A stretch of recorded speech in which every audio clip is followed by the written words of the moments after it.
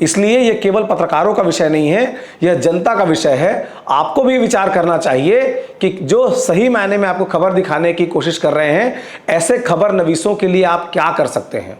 आप कुछ नहीं कर सकते तो कम से कम कमेंट बॉक्स में आप अपनी ओर से जो विरोध है वो दर्ज कराइए, ताकि हमें पता लगे कि जनता पत्रकारों के साथ कितना खड़ी है। अपने सोशल मीडिया पोस्ट पर न्याय मांगिए उन पत्रकारों के लिए जिनकी हत्याएं हो गई। न्याय मांगिए उन पत्रकारों के लिए जो विषम परिस्थितियों में काम कर रहे हैं, कभी प्रशासन की मार झेलते हैं, कभी पुलिस वालों की मार झेलते हैं, कभी गुंडों की मार झेलते हैं, और इन सब के बाद भी आपके लिए खबरें निकाल कर लाते हैं। क्योंकि पत्रकारों को गाली देना बेहद आसान है।